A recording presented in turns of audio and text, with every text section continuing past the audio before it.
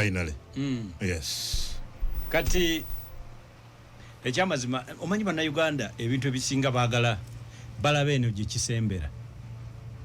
Kati nze kambazeeyo gye bitandikira nti buli muntu yenna kasita omala okuwandiisibwa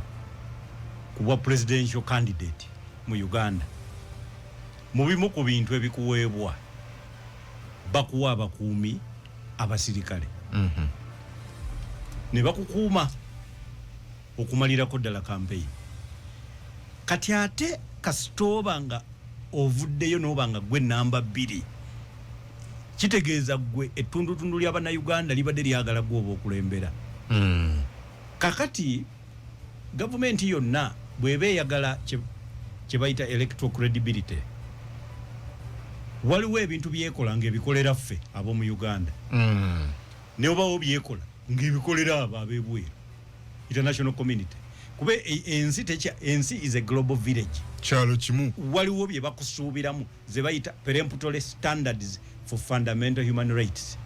Waliwo amawanga amalala kye gasuubira mu ggwanga lya Uganda. Kati mu ggwanga lya Uganda amawanga amalala nga bwe bali mu international community bonna tebasuubira nti gavumenti esobola okutta abagivuganya. Era ne kimala kibaawo kitegeeza yo gavumenti yegulidde erinnya mu zi gavumenti ez'abasibira mu bbwa eri mu international community. Kakati n'ekyo kitegeeza omuntu alengera ewala amanya nti abaagala okuvumiriza gavumenti basobola okutta omuntu eyabadde namba 2 bagikyayise bagiteekeseeko kiri kyangu nnyo kuvumaganya gavumenti kye bayita casus belli. Ekintu ekiyinza okuvaako ekintu ekinene oba lutalo oba kuwambibwa oba kukola nga bwe bakola Maduro oba kukola nga ki casus belli. N'olwekyo mulimu gwa gavumenti okukuuma omuntu abadde namba 2 aleme kutuukibwako kizibu. So kati okwetooloolwa abakuumi kasita oba nga oli muntu munene mu ggwanga ekyo tokikubira nduulu kuba ne President Museveni w'omulaba naye atambula bamwetoolodde. Ne wake ne jasula yonna gy'abeera babeera. Jasula ne baba agenda mu toilet wabaawo abakuumi. So waliwo ebintu nga tojja byewala kasita ofuuka omunene. Bwe bakuwa obwa minisita abakuumi bakugoberera. Bo bennyini bakugaana n'okukwata ekkubo. Togende eno deeno. Kakati ebyo olina okubimanyiira. It is the price of being a big man. Kati bw'oba toliiwo nga babajjawo. Ninze simanyi lwaki gavumenti eno yo temanyi kunnyonnyola bintu byayo. Ffe tugenda kubannyonnyolera bintu byammwe bassebo ne bannyawo. So mubinnyonnyola abantu babitegeere mu lulimi lwabwe. So tewali mbeera yonna esasamaza. Tiwali. You a big man, thank you. Government protects you. Naye Mwami Kyagulanyi Bano nali maza claiming nti bano gye bali for purposes ez'okumukwata. At some point yatugamba nti bayingirirako n'ennyumba ye mu maka ge ne bakola efujjo ku mukyala we n'okumenya ezimu ku nzigi n'emiryango gy'ennyumba ye. Bote basoma byawandiikibwa naye ebintu bino ebiwandiike bikulaga nti abaasuula gavumenti ya Amini mu bimu ku bye baakolanga bo bennyini batta ku bantu abali prominent mu biseera ebyo era ne bavunaanibwa Amini. Bw'obanga oyagala nnyo okutunulira ebyafaayo bya Uganda Idi Amini oyo osobola okukendeza ku muwendo gw'abantu be bagamba nti ye yabatta n'oguteeka ku baali bamuyeekera gavumenti yeegwe gwe kasita obanga tosobodde kukuuma bantu bo kitandika okulowoozebwa nti obukulembeze bukulemye gwotta abantu ate naye yennyini n'atuuka n'atandika n'okutta gw'okimanyi waliwo ekyogerwa nti mubamu ku bantu abaabega Khamenei wa Iraq Ayatollah wa Iran wa Iran nti ate omu yali mukuumi we wennyini ow'okumwanja gwe yeesiga era ne ku lunaku lw'okukuba bomu ye teyaliwo olwakuba nti afterwards yetta ye yennyini naye nga kikulaga nti oyinza n'okuba nga oyina ne bakomanda bo bennyini ne beenyigira mu kutta abantu bavumaganye gavumenti yo gwe tobawulira nga babakutte golooza bagenda okukwata abajaasi ababadde nga b'amaanyi baba babavunaana ki? So njagala okutegeeza waliwo n'omukulembeze omugwe saagala kwogera mannya yadde ekifo kye naye yaggyibwa ku bukulembeze olw'ensobi gye yakola tiye yenyigira mu bizinesi ey'okutunda ebyennyanja ng'abiguza abakongo naye erabira nti abamu kubaaguza kati ba ADF gavumenti nemuwummuza so njagala kutegeeza nti waliwo toyina kuba na choice nakubadde oli munene noga nti sibeetaaga mundeke olw'okuba toyina choice ku binaavaamu eri gavumenti nga gw'ofudde kati ekukuuma oba oyagala oba tokola ki bwe bateeka police post ku kaaloko chairman ne baba musunguwavu newe mutuula ne mugaba bagijjewo tekola ki tevaawo kubanga ogwo mulimu gukakata ku gavumenti obbakuuma ate bwe bakola effujjo kunze kuba kati ye Kyagulanyi kiri kyenkugambye ekyokuyingirira ennyumba ne bamenya emiryango ne bakola effujjo nga bwagamba ku mukyala we ekyo how do you handle ebyo abapoliisi balina okukwatibwa gaba amagye galina okugenda mu disciplinary action kuba ekyo tewaliwo command yali ekigabye njagala okutegeeza eriyo ebintu nga si byakuzannya va ku bino ebya social media abantu bakolako ebintu bingi ate bonna bavunaanyizibwa okubeera abantu ne boogera bye boogedde abamu nga si be babyogedde naye misconduct evunaanibwa omuntu yenna ayina kyakoze nga tekiri wakati mu biragiro byaba yakoze eki byaba yafunye tebikkirizibwa it is completely unacceptable. Okay, yes. So should we therefore believe government Chris Barimusa Mwami Kyagulanyi I mean they based on intelligence information okola deployment eno naga kakati we bakoze assessment nga tewali nyombeera they've left kakati njagala kubuuza Mwami Kyagulanyi akulembera ki kibiina kya byavuze kya NUP leading opposition political party basobola government esobola ogiwera ekibiina yagiwera nedda kati ojja waggwa okulowooza nti ye bamutwala nga rebo nga kyakulembera serebo group omanyi bino ebintu tubijja mu bintu by'okwagala okuwaawaaza nze nabagamba wano nti kyangu nnyo mu Uganda okusiriwaza abantu kyangu nnyo okusinga okubakakasa nti ono ali mu basiriwaza era mu Uganda abantu abasinga batoolako eki kusiriwaza laga kati oba kijja kunkalubiriro bakakasa nti waliwo abasiriwaza naye kankole ki kansiriwazeeko half nange ngendera awo mu Uganda amateeka agaliwo gakwata bulungi nnyo buli kibiina gasobola okukulemesa okufuuka president naye tegasobola mu Uganda tetunnafuna gavumenti etta abantu tetunnaba naye tufunyeeko abakule ab'omu bitongole ab'empisa embi individuals it is not government policy to kill opponents naye mu security circles tuyinamu ab'empisa ki embi abajja balina okuba nga tulina okwekwata nga ffenna ab'oludda oluvuganya tubaloopenga bweba tebakoleddwako ekyo tukyogerenga tuve mu kukola generalization nabagamba nti eno Uganda obuzibu bwe balina abantu baffe abamu bo bakeerenja ne bagiyita democracy atugamba si democracy wajita democradula oba dictaburanda it is a soft dictatorship nze bw'okubisa posta n'ogamba nti bebena twajja wano ne bagamba nti twesiriwaza netubagamba ekiribaawo bajja kulangirira President Museveni yasinze owokubiri poliisi emukuumire waka kyetutayogera nti ajja kudduka kati ate tuzzeeyo mu biri mu gumu Dr. Besigye we yaddukira nga kalulu kawedde nagende South Africa kati gye tudda so n'olwekyo mu Uganda tutegeere kye tulina okukola. Okay, good. Mu Uganda tutegeere kye tulina okukola wenjagala Honorable Mbidde oli ku opposition ideally ndowooza oyagala enkyukakyuka era n'abantu bangi abali abawulira nga bayaayaana bawulira baagala enkyukakyuka abazze balonda Dr. Kizza Besigye emirundi ena abalonzi Mwami Kyagulanyi emirundi ebiri n'abatalonze ng'essubi lyabaggwamu naye nga baagala enkyukakyuka bangi you have 5 years ng'abavuganya ddi mukiri emwolekedde what should you do in the next 5 years tubasubire kuzinga mikono tusubire nti mukyayina essubi mukyana kye muyinza okukola oba we should say kyabayinze Mwami Museveni alinga G n'enkuyege nti enkuyege jjane negezako kuliruma n'okulibojja n'eribuukako bukumbu nga terina kyerikozeeko kyekiseera mutandika okukolagana butereevu ne gavumenti eriko bwemba nga muli bakuweereza abantu oba mukyagenda mu maaso n'okuwakanya nga muze muwakanya ebbanga lyonna katono nnyo kanjewo ensimbi zino ne Mwami Kyagulanyi yatandise emirimu twamulabye ku Capitol Hill mu ggwanga eri America.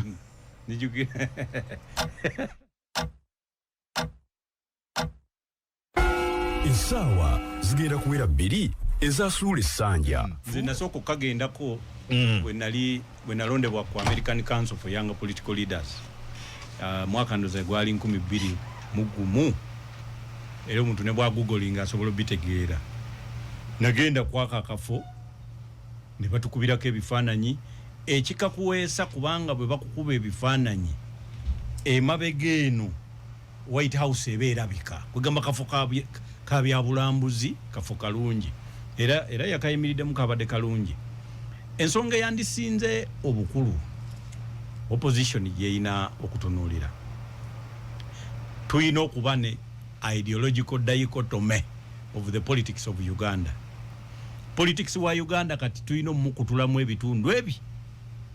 ebitundu bibiri. Wateekeddwa okubaawo ekitundu ekiwagira gavumenti n'ekikolagana nayo ekyo kibeera kimu ku ludda oluvuganya n'ekitundu ekivuganya gavumenti kibeere kyakubiri. Naye bwe tunaayagala buli kibiina kya byabufuzi kibeere nga kyekirina pulezidenti wa Uganda nga kivumirira ekirala nga tuba tuli mu mizannyo kubanga ekibiina ekya pulezidenti wa Uganda kyo kikyalina amaanyi gaako agekweyongerayo. Abagala okutegeera kino njagala mutegeere mutunulina ku byobufuzi by'e Kenya. Kenya balina gye bayita broad-based government. Teri nnyo broad-based per se, naye balina cooperation agreement eri 10-point agenda wakati w'ekibiina kimu ekya ODM n'ekibiina kya gavumenti ekya UDA ekikulemberwa omukulu Ruto. Kakati abo, that is one side of the politics of Kenya. Oluludda lumu lulowooza bwe lutyo ku byobufuzi by'e Kenya. Oludda olulala lwo luli ku kye bayita United Opposition. Oludda oluvuganya lwo tebafaanagana, tebasula wamu, tebali mu kibiina kimu, naye balowooza okutwala obuyinza nga bakozesezza wagoni emu. Era bo gye bali balwana nnyo okujja abawagizi ba gavumenti mu gavumenti okubayingiza ku ludda lwabwe. Era n'ekibiina ekya ODM bano aba United Opposition tebakikkiriza kyonna kubulirayo. Bakutte sekutale jeno waabwe bapepeta naye Edwin Sifuna ne bajjayo ne Babu Owino batambula naye,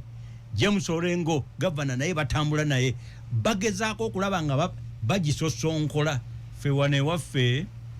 ab'oludda oluvuganya ate bagenda ne basonga mu muntu gwe oyo si waffe kati gwe ne bakulekera ate oli osigaleyo. Naye ebyaffe bikyalina obuzibu kubanga ffe ate abatategeera be bategeerera ebyobufuzi by'oludda oluvuganya, so nga ate ekimu ku bitonde bye balina kwe kubanga tebabitegeera bulungi. Omanyi omuzungu alina kyayita wagging a dog wags its tail,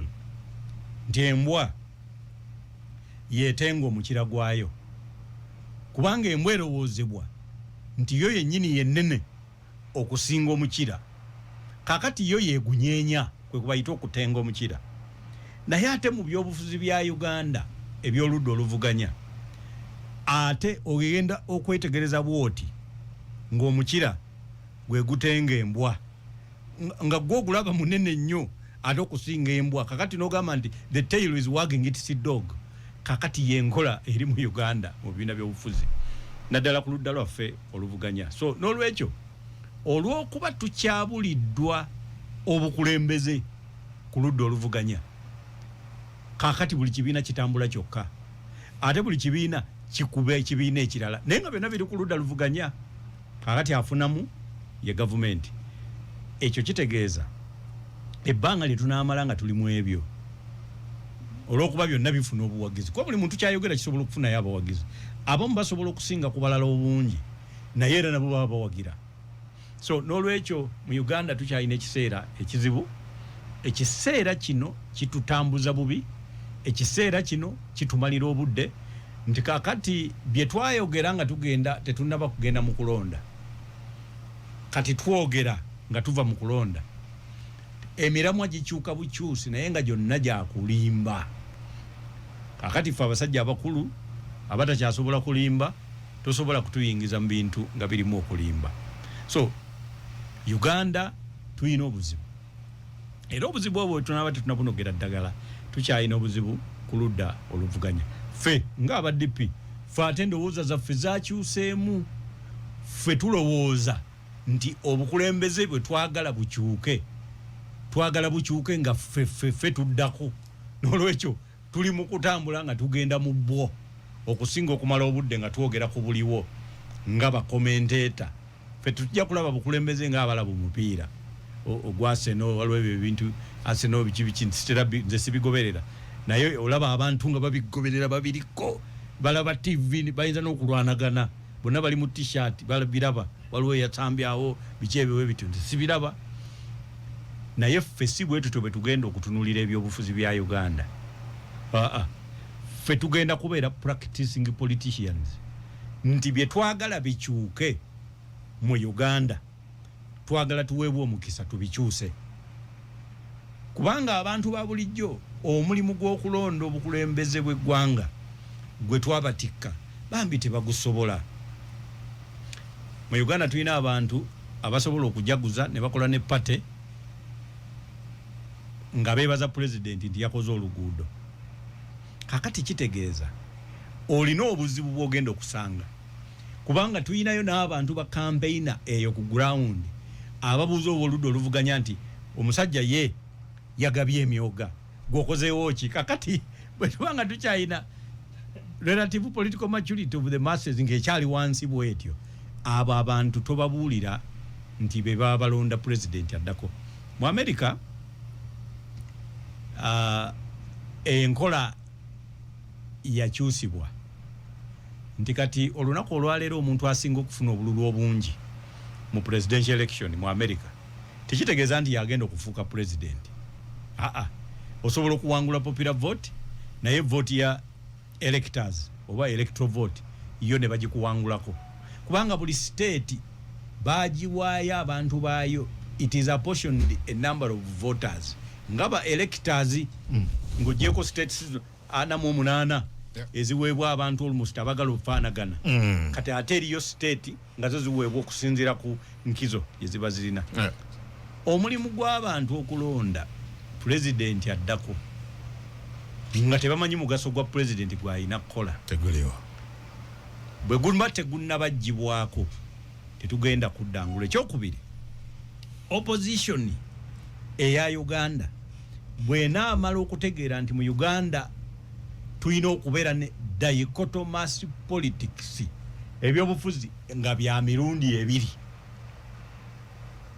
nga bwolaba Kenya bwe mbagambye wano nti Kenya bayina kye bayita broad based government so not broad based naye just nti ODM yakola endagaano eri based ku 10 points gye bayita 10 point agenda ne government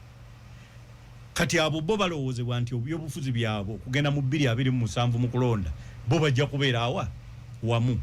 ne kitegeeza nti ate opposition nga bali mu bibiina bya njawulo basula mu byalo bya njawulo abamu n'ennimi ze baloota bazirootamu nga za njawulo naye beegasse wamu bakoze united opposition bwe batyo bwe balina otunuulira ebyobufuzi bwe tuba tetunnakola ekyo ne tukitegeera naye ne tumala obudde nga tulowooza nti omuntu atalina kuwagira abamusiru mu kifo ky'okumanya nti olina kumutegeeza ky'oli akuwagira omumatize tugenda kumala obudde ngera bwe tuze tubumala buli myaka 5 nalaba Honorable Yusuf Nsibambi the other day nga mwabulwa da direction gye mudda temumanyiyo kyekyo kyembadde njogera kakati abasinga tetugenda kulaba bangi kubali mu opposition nga gamba nekintu tekitambula tukisuddewo katugende nga butwala Nsibambi andi kakati oludda oluvuganya ebbanga lyonna mu Uganda lutera okuba n'ekibiina ekisinga amaanyi ku ludda oluvuganya omwaka 96 ekibiina ekyali kisinga amaanyi yali DP yo kye yakola yategeka ebibiina byonna nekola IPFC Interpolitical Forces Corporation ne batwala President Museveni era yali ku bunkenke nnyo n'agamba Cecilia mugenda kuzza Obote biki ebiwe bityo pressure yali y'amaanyi kati bwe yaggwa 21 Dr. Besigye n'ajja ne reform agenda pressure group eyo it mysteriously forced into FDC mu 2006 atugeze mufuga ebibiina ebingi kakati era n'abanga ya leadinga era naye yagezaako okukola gye bayita IPC eri nakugambye yali IPFC eno yali IPC Interparty Corporation eri yali Interpolitical Forces Corporation so kakati ye naye yagezaako kigenda okudda 2011 era yali akyali w'amaanyi DP nereeta Norbert Mao yajja yekka n'awangula district 2 Dr. Besigye n'awangula 4 actually Norbert Mao yawangula 3 Besigye 4 for the first time candidate wokusatu yawangulako district 2016 Right Honorable Mama Mbabazi yali atwala ekintu era nga yaleese TDA kakati TDA yo Dr. Besigye ne yawulako bwe aganze nkitadde nze sijja kubeera namu n'avuga ekintu kye ono yali azze abantu ne baddayo ewa Dr. Besigye opposition era neetegatta buli luvannyuma buli we tunaamala nga tetuneegatta tetulina kye tuyinza kukola ku musajja tuyina kusooka kwegatta nga United Opposition ye Kenya olw'okwegatta kati tekkiriza ODM yonna kuggwerayo bino kulaba ejjeeyo Edwin Sifuna abadde secretary general emujeeyo ejjeeyo Babu Owino ebajeeyo ejjeeyo James Orengo governor emujeeyo egenda ekola ki bakunganya ejjayo abavubuka ekola bali bakola bano bakoze linda mwananchi bali bakoze linda ground bonna bali ku ground batambula so kakati wana ebyaffe era mbadde mbabuulira nkiddamu kyobuzibu bwe tuyina nti wano abasinga obutategeera ate be bategeerera ebyebufuzi abasinga obutategeera ate be bategeerera ebibiina byaffe ebyobufuzi nga oli bwakugamba nti the dog wags its tail wana ate Uganda the tail wags its dog embwa yenyenye omukira gwe gunyenye embwa kwa gwe munene era omuntu nze nina ababaka bensanga ng'agamba nti nze siddayo ku kitebe ekyekibiina kyange lwaki bajja kunjulizaawo kati nga baatyo muyuza si kati ate be bategeerera ekibiina naye nga si be bakulembeze baakyo oba kitegeera kati kitegeeza abo abatategeera ate be bategeerera ki ekibiina kakati obuzibu bunene kubanga baba bajja batwala buli luvannyuma kye bazuukuka baloota gye babatwala nga gye babalaza ku Radio 4 Radio 7 ne Radio 8 katono nnyo tujja tumalirize n'ensonga ya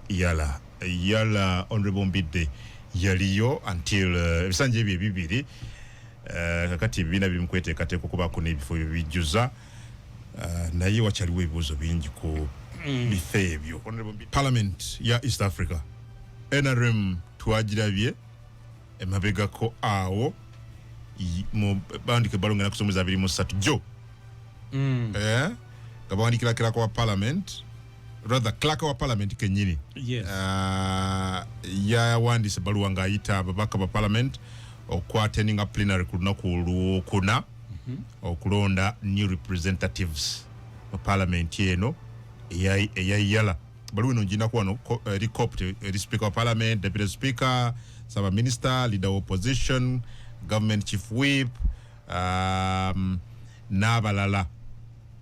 ebbaluwa eno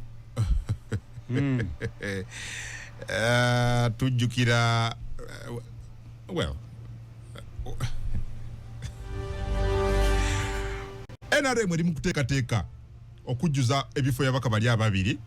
okuli Honorable James Kakooza ne Dennis Namara bombi balondeddwa nga ababaka ba parliament mu parliament ejjeeyo 12 simanyi ekituufu kye kimu mbeera eno kati njagala kukunnyonnyola ebintu bino. Ekisooka naddala abatuwuliriza, njagala mutegeere nti ensonga z'okulonda kw'ababaka ba palamenti ya East Africa zirina amateeka agagifuga. Amateeka ago galina ne ssemateeka ow'okuntikko mu nsonga ezo. Kati ssemateeka w'okuntikko mu nsonga y'okulonda ababaka gye bayita treaty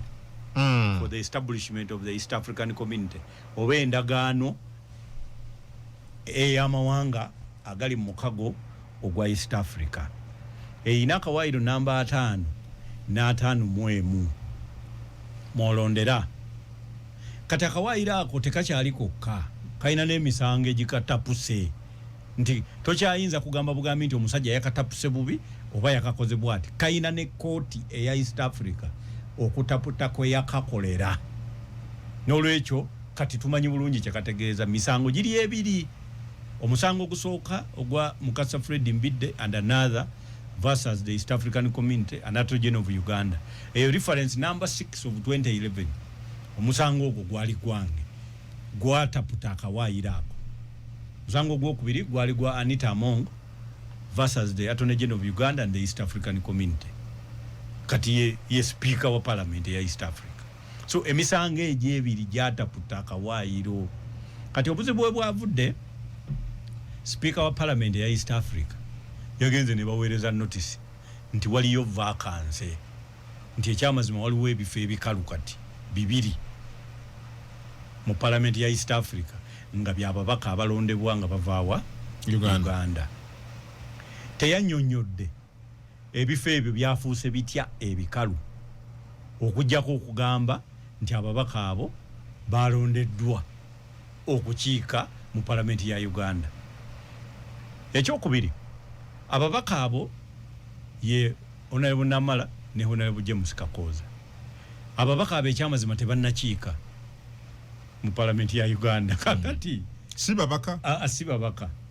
kubanga ebifo mwe bali birimu abantu abakiikiriramu. Bagenda mu parliament ne bateesa, bafuna n'omusaala,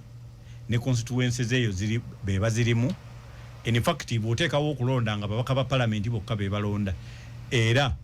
bano bo tebalonda kuba tebannafuuka babaka. Basobola kufuuka babaka nga bamaze kulayira. Yes, naye bali mu kyapa. Ekyapa si bubaka. Ekyapa kiri mu kubuulira eggwanga lyonna nti ffe mu kubala okwaffe ono ye yayiseemu alayizibwe. Kakati mwe baba babategeeza mutegeera oba muyina ekyokwemulugunya, era ekyo ekyapa kyekiggulawo abaagala okuwaaba mu kooti. Ne fact abawaaba bayinza n'okukola injunction omuntu ne batamulayiza. Kooti esobola okigaba. Kooti zaffe tezigigabangako, naye tewali agigaana kola ki. So who is misleading who? Kati speaker of parliament ya East Africa teyeebuuzizza ku gwe bayita counsel to the community ng'akola ekintu ekyo. Naye ffe wano mu Uganda, era nalabye ababaka waliwo yagenze mu kooti, naye nno yegendereze. Ate oyinza okugenda mu kooti ate nga nate notagusinga. High court eno bw'oba gyogenzeemu yeetaputa election petition mu nsonga z'okulonda ababaka oba omubaka yalondeddwa properly. Kakati mu mateeka tulina gye tuyita in-door management rule. Nti ffe wano kasita notice yazze mu parliament ate bano bo basobola okutegeka okulonda. Kwa notice bagifunye. Bo bagifunye. Era nga yayongedde nako nti balina kulonda before the end of this month. Okujjako kwanza sinagisoma. Okujjako nga mu ntaputa yaayo yayogedde nti ababaka abo balondeddwa. Kati bweba yayogedde Attorney General waawa n'avunaanyizibwa butereevu okukola ki? Okubategeeza nti tebannaba. Bwe babanga tebakyogedde mu mateeka ffe tulina kye tugamba nti mwami Kungu bw'obanga kampani yo gye bayita Kungu Enterprises Limited egabye ettenda n'egiwambidde, company secretary wonga yasayininga tender documents. Nze ekyokubeera nga mmwe ba shareholder temwakkaanyiza tekikola ki? Tekikola. Ekyo kyammwe kyamunda. Eyo gye bayita in-door management rule. Kakati kino ekyandibadde kikolebwa ekyamangu bano kusigala nga batuula mu parliament eri until nga balayidde wano ebifo ne bisigala vacant olwo parliament then ino parliament ye 12 ye bakubaka akalulu kuba mu eyo baba ba member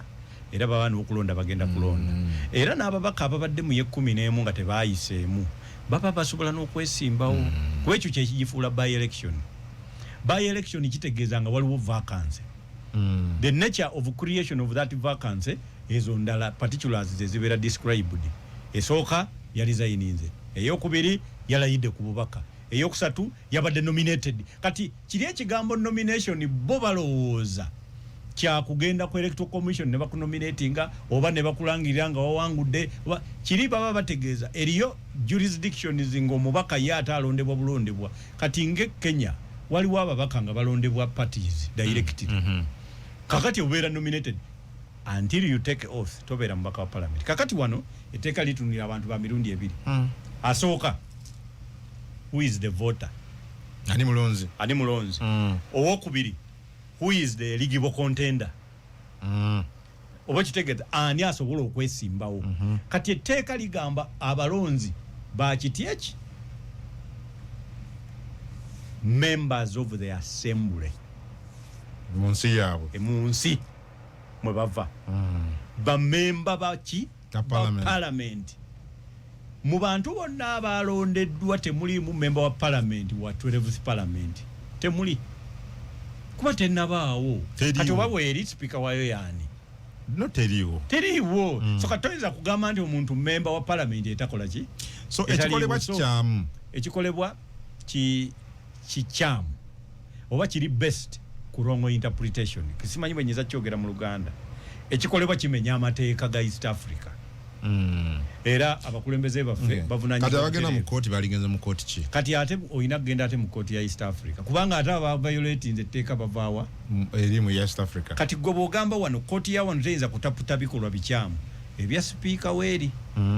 jurisdiction eba efuuka so oba bo bayinza okuajuwinga wano inido management ne bagamba nti for the moment we get notice ate tetuvunanyizibwa kukola research nti gye wagijje mwakanyiza okay so bw'obanga eligible members eligible voters oba abantu abali muteeka abalonda mubeera babaka n'amala bw'omanya nti ne Kakooza tebayinza kulonda kitegeeza si babaka era si babaka tebayinza kati eligible contenders bwe babanga balina okubanga si babaka ba parliament gwe bw'olonda kati nga bali tebannaba kuva mu parliament obagalidde abasabidde ebweru okay good thank you webale clarification maybe ekisemba finally nfune ku masimu lwaki abagudde ku baka bwa parliament wano bangi kati bali mukuddukira mu East Africa kiri eyo kakati ebyobufuzi bya wano ekyamazima byayonooneka byafuulibwa emirimu nti kati omuntu bwagwa alabanga era oyinza n'omusanga mu myezi mitono ng'alinga eyavuddemu olubuto alabanga omulimu ogukoze eki oguweddewo so ate nga etteeka lya East Africa ligamba omuntu okulondebwa ku bubaka bwa East Africa oyina okuba ne kye bayita provable interest in integration affairs oba kite ekyo ekintu n'abantu proven interest ogipima otya kati eyo standard mateeka ga ggwanga ge gagiteekawo rules of procedure ez'okulonda parliament ya wano zeekola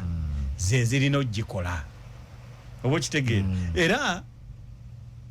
singa mbadde nvunanyizibwa mu kukola rules ezo nze nandikitaddewo ng'omuntu atalina yadde stamp y'ensi ya East Africa nti yali agenzeeyo kati eyo tategana oyina okuba nga either wagendayoko oba oyina bill of landing oba wasuubulako oba wayogerako oba watendingako akakolo oba kaworkshop proven interest kintu kikulu twandibadde nga tusindikayo bana bakasiita twandibadde nga tusindikayo trade professionals kati omusajja omubuuza nga ali mu campaign nti owaye kati ekizibu kye tuyina ku poti y'ennimule olowooza kikosa ki ku nsuubula yaffe ne Djibouti kakati omubuuza nga tabiwuliranga nako kati oyo tomusimbawo talina kyagenda kugasa mu nsonga eyo okay Uganda tuze tulonda abakiisa abasinga bwogeragerera amawanga amalala mu asambu twalinako ne speaker ne bamutusuuza Uganda yensi yokka eyali egenze nefuna omulimu intergovernmental job omulimu gwense endala nyingi yo yennyini neyekolamu omulimu ogugoba owaayo ku mulimu gweyo aveeyo ate Uganda yokka yakikola era terinse eyinza bagamba bano nti ababeera mu kkooti era olumu ne batugamba nga lawyers are liars si kituufu era naffe twabiwuliranga nti mwe muli balimba bawedde emirimu batugamba nga nti gwe oba wasse muntu munnamateeka gumbuli nti namusse yagenda alaba engeri gy'alimba nedda baba batutendeka bakugamba it is your client's case kati si ffe tulimba bakirayanti ababiri ow'oludda oluwaabi n'ow'oludda lwe bawaabidde abo be bali mu kulimba ffe balooya abasatu kubanga balooya tubeera basatu awolereza awaabye awolereza gwe bawaabidde n'agenda okugusala era gye bayita Holy Trinity bwe busatu abamu babumanyidde mu byawandiikibwa naye balooya bwe baba bakutendeka bagamba nti lawyers are God's gift to mankind fe tugira mu kifaananyi kya bwakatonda kutaasa kubana abalimba amazima gazuuke alimba azuukibwe bamuzuule yagende mu kooti fe tubeera n'amazima era ffe bye boogera bye tuteeka ku mateeka amateeka gaba ga mazima naffe tubeera batendeke kati n'omulamuzi n'atoola ku mazima ag'emirundi ebiri n'asalawo so fiti tulimba nakufaananyi ke nalabyawo ni vision ke yakozesezza nakulabyeko ne speaker wa parliament oza kakadde bakataddeko buteesinga kanaku zino tuli mu campaign kanaku zino olowooza tutuula tuli mu munoonyeza bululu kanaku zino kali kanaku zino hadde manyi oyo maama waffe tuli mu munoonyeza bululu juzi ne sekretary general w'ekibiina yabulidde eggwanga naye gwawagira nalabye de mwami Siranda ng'agamba oli maama we yalaganze muwagira kati olaba mwami Kungu bw'obanga oyagala okukolagana n'abantu NRM eyo tugiyite famire bayina famire yaabwe gwe bw'ofunanga enkolagana ng'oyagala okufuna enkolagana nabo gwe toleeta kyejo osooka n'oyiga babikola batya nnyinimu tosobola musanga batusuza okwebaka ye yennyini bamubisse ekkutiya gwe n'ogamba mbuolemedde ku kyokusaba bulangiti eriruddawa tegeera ebyawaka biri bwe bityo bw'oba tonnatuula waka ng'okyadde opimanga nnyo ntebe ki mwe nnina okutuula be bakulaga wogenda otuula naye gwe tolonda weesinga bulungi yinza okuba yannyinimu bw'okyala kati nze wange nnina entebe bbiri ezo ne bw'okyala ng'olyani tosobola zituulamu emu yange endala ya mukyala era bw'osanga nga ngikuwadde obeera n'enkizo ate nga nnene kuba nze sirimba nze muntu mu Uganda muno atajja kukwenyakwenya nti olwokuba omuntu nina kye mwetaagako kamuwe kino so okikwasaganya ate ne kiwa speaker ffe twagenda ne tunoonya tukole enkolagana ne NRM tetutandikira ku byabwe nga tubitwala temutandikira mu ntebe yennyinimu olingiza ki entebe bakugambye enamba 3 gwe ng'osonga baga ono tunamusobola eyakakyala entebe yange asongamu yaki otandika okweraliikirira gali masiga malamba era ne bw'obanga gwe nnyinimu n'osanga mukyalawo ng'entebe yagikwasizza omugenyi weekanga ebibuuzo bitandikira awo of course tobibuuza nga balaba naye biba bingi so n'olwekyo eyo entebe eyo zaabwe ezo zaabwe tumulina kgenda mpolampola wekkaanye olabe wawuutuula osooka nakulingiza nga tonnasaba birala byoyagala ng'obuuza omukulu ali mu mbeera ki bwe bagamba nti yayombyeko wano ng'olindako ne kati omugenyi mumulesa ali kululwe kubanga mmwe baali badde bamubugiriza gwa mumyuka omwesambi kati ekyamaze egobe mu kibya ate ye saabawandiisi w'ekibiina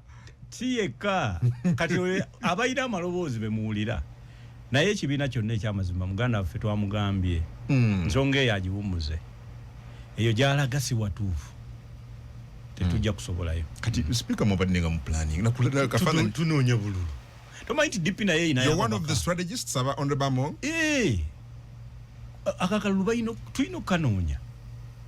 kuba ekizibu kyadde kivudde waffe n'olwekyo ffe tulina okuleeta eddagala eringi tukakase nti ddala ekizibu twakijjeewo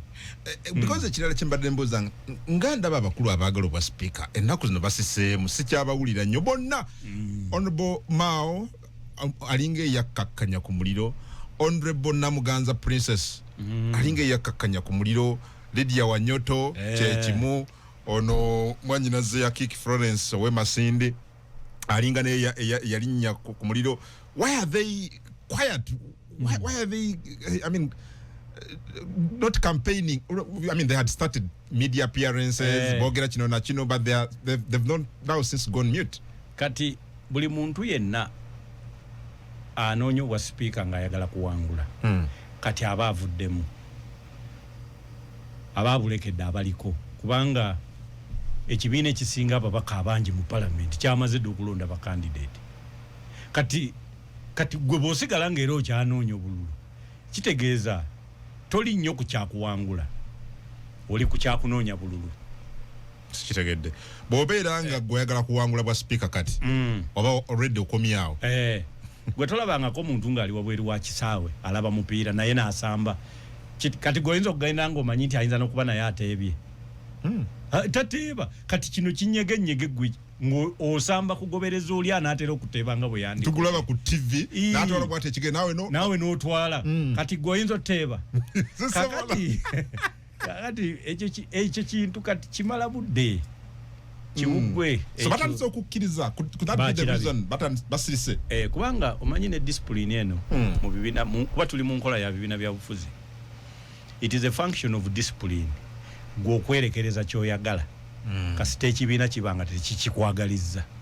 n'okita mu mirembe so abasinga kakati bazzeeyo mu nkola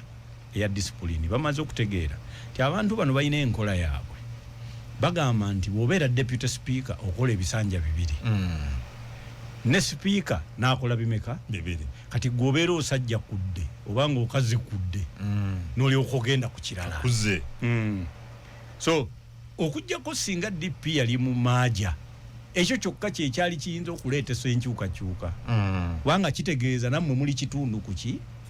kwenaremu era eddoboozi lisooka mu seeke eyo gye lyandisokese seeno mu bannamawulire wali we basooka okukiteera ku mmeeza nti bannaffe bano ba equal partners wadde nga bo batono